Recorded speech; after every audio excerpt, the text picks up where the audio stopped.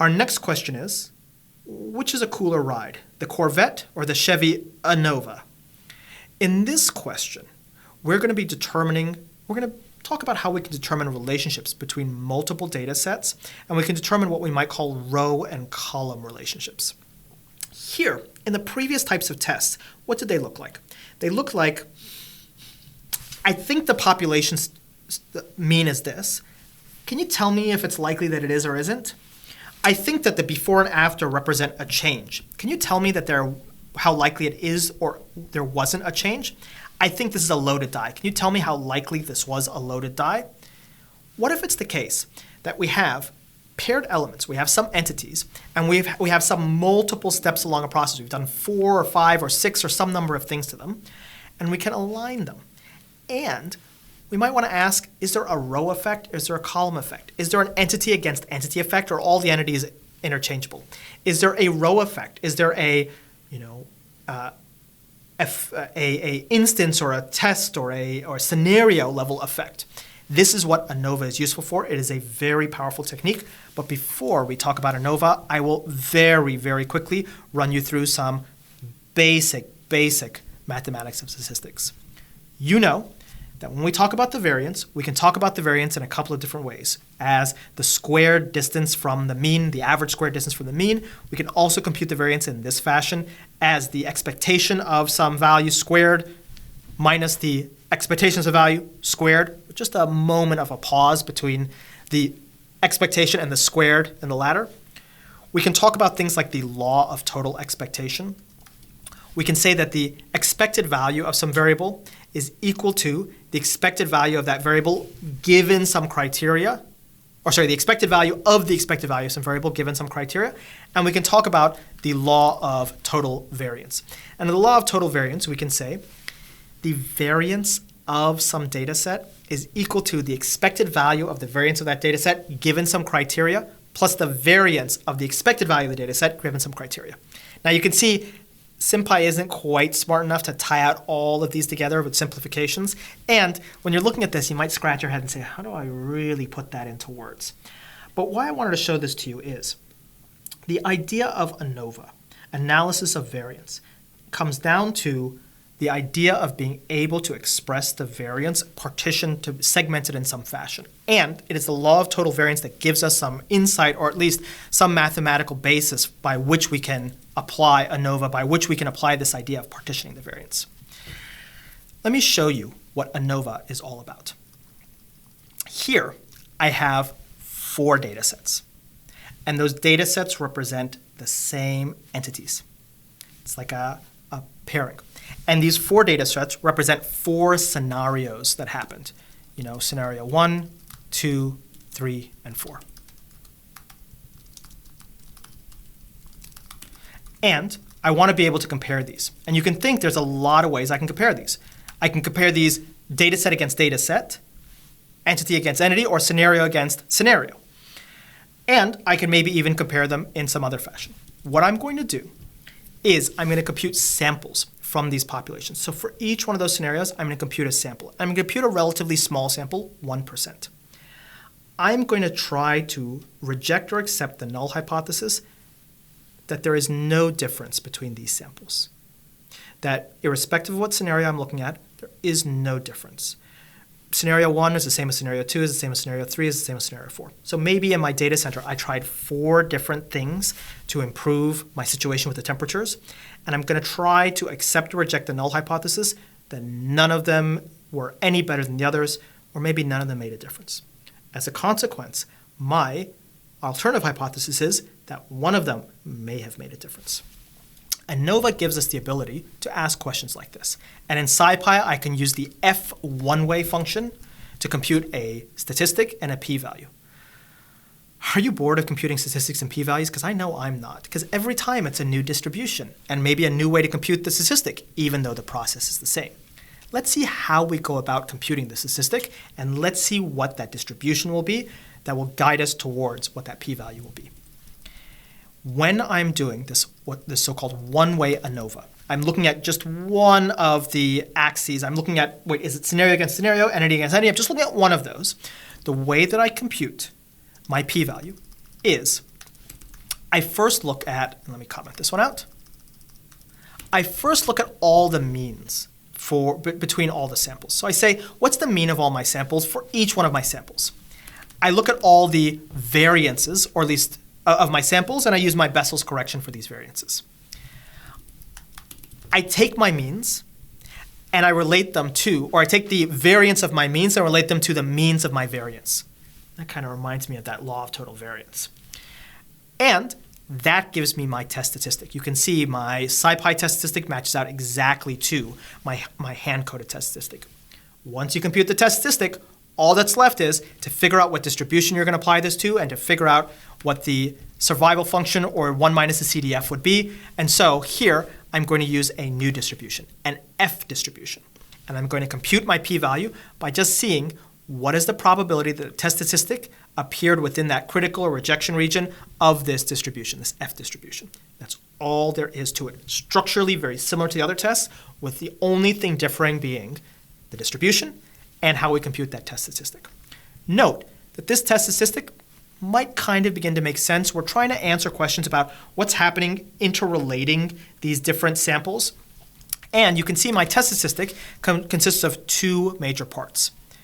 Something computed between the samples, namely the variance of the means, weighted by the sample size, and something within the samples, namely the mean of the variances across the samples. And those are the two components, the numerator and the denominator of my test statistic.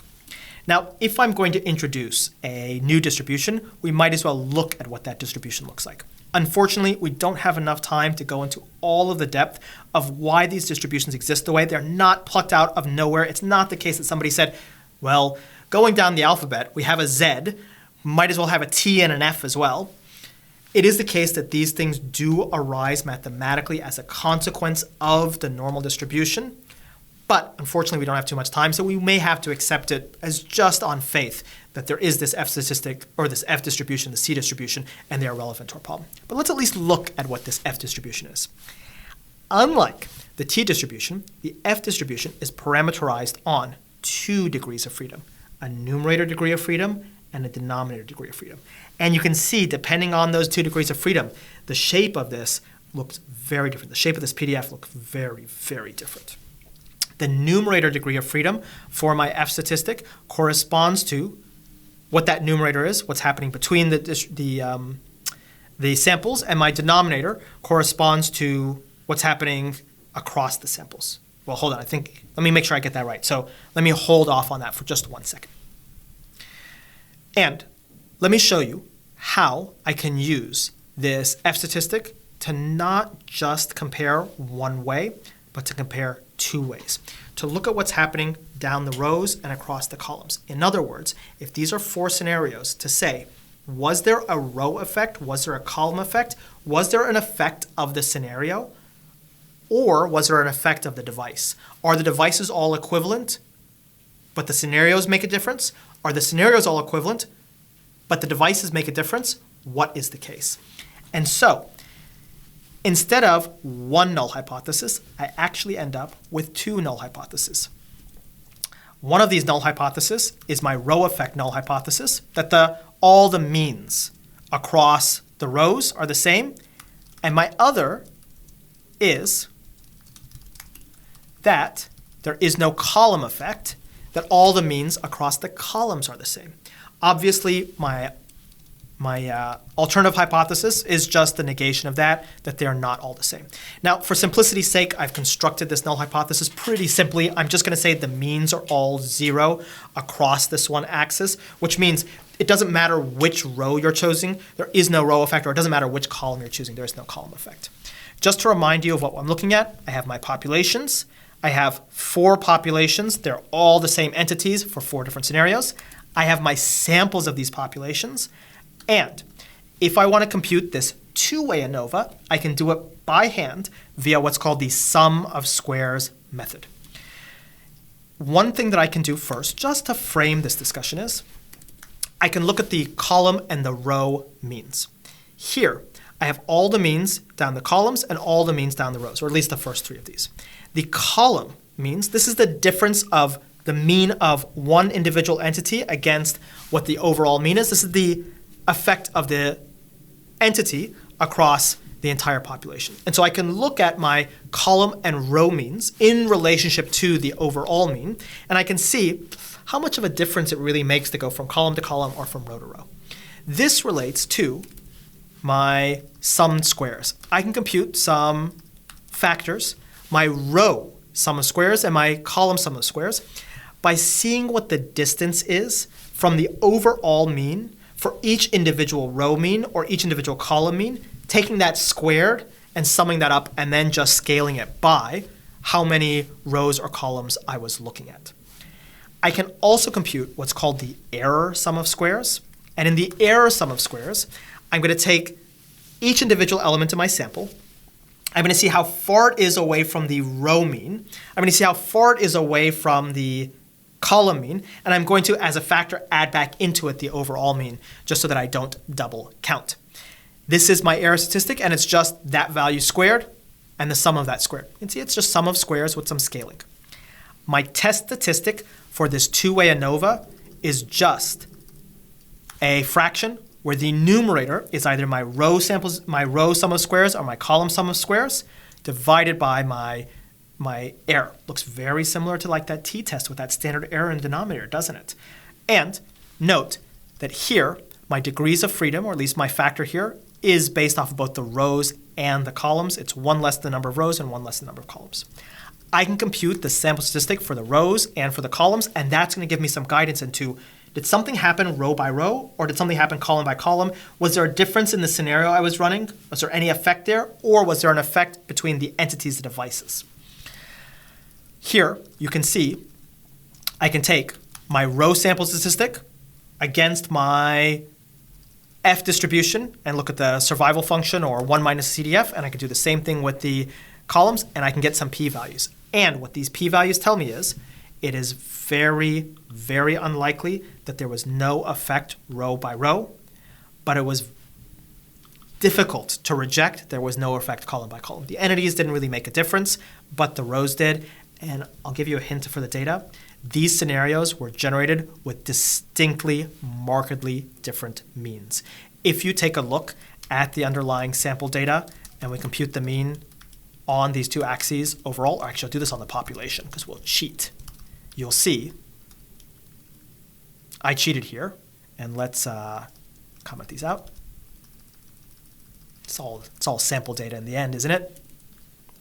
You'll see there was clearly a big effect when you look at this row by row.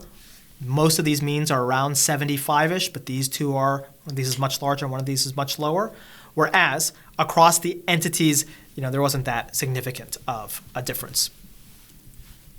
And so you can see our ANOVA gives us a capability that we couldn't get with our previous tests, looking at two factors, one factor going down the rows and one factor going across the columns, and assessing and addressing those factors together, saying, did the scenario make a difference?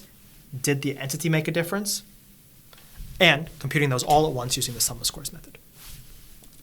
As we close up on our final questions, let's talk about some of the effect of this sampling.